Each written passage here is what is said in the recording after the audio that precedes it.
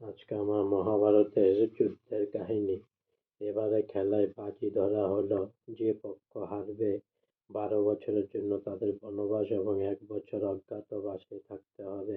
অজ্ঞাতবাসের সময় যদি তাদের পরিচয় প্রকাশ হয়ে পড়ে, তাহলে শাস্তিস্বরূপ পুনরায় তাদের 12 বছর বনে থাকতে হবে এবং 1 বছর অজ্ঞাতবাসে থাকতে হবে। আবার ধরা পড়লে আবার ওই নিয়ম পালন করতে হবে।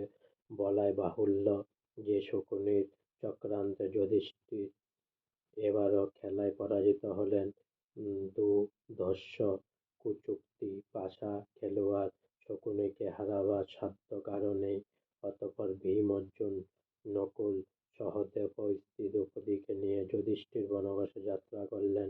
কুন্তী দেবী পুত্রদের ছেড়ে থাকতে রাজি হচ্ছিলেন না, কিন্তু যুধিষ্ঠির মাকে আর কষ্ট দিতে চান না, তাই তাকে অনেক বুঝিয়ে সুঝিয়ে খুলল তাঁত বিন্দুরের কাছে থাকার বন্দোবস্ত করে দিলেন। পাণ্ডবদের বন গমনের কয়েকদিন পরেই দেবর্ষি নারদ আসেন হস্তিনার রাজসভায়।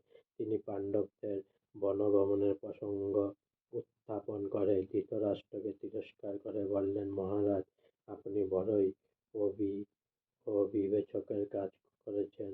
পুত্র স্নেহে এমনই অন্ধ হয়ে গেছেন যে তাদের অত্যাচার অনাচার হিংসাটা দেখেও আপনি দেখছেন না। তারা পাণ্ডবদের যেভাবে নিপীড়ন করছে তার জন্য সকলে দুঃখিত এবং ব্যথিত, অথচ আপনি নির্বিকার, আপনার মনে বিন্দুমাত্র অনুশোচনা নেই। এর থেকে কি এটাই সুস্পষ্ট হয়ে উঠছে না যে ছেলেদের ওরূপ নিষ্ঠুর আচরণকে আপনি প্রশ্রয় দিচ্ছেন? যদি আপনি পুত্রদের শাসন করতেন, যদি তাদের স্ববশে রাখার চেষ্টা করতেন, কখনোই তারা নিজেদের ভাইদের প্রতি এমন দুর্ব্যবহার করতে সাহসী হতো না।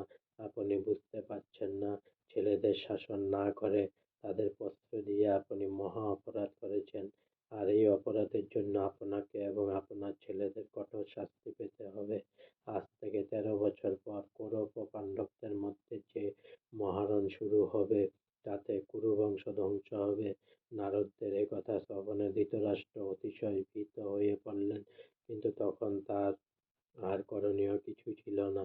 সবচেয়ে বড় কথা, ধৃতরাষ্ট্র তখন পরিষ্কার উপলব্ধি করতে পারছেন না এতদিন তিনি পুত্রদের প্রশ্রয় দেওয়ার জন্য তারা এমনই উদ্ধত অবদ্ধ হয়ে উঠেছে যে তিনি এখন তাদের নিষেধ করতে গেলেও তারা কোনো কথাই কর্ণপাত করবে না। আজকে আমার মহাভারত যুদ্ধের কাহিনী এখানেই সমাপ্ত হলো।